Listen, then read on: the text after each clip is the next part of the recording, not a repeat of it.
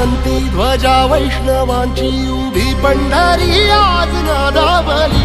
तुझे नाव ओठी तुझे रूप ध्यानी जीवाला तुझी आस गा लागली। जरी बाप साऱ्या जगाचा परी तू आम्हाले कराची विठू माऊली।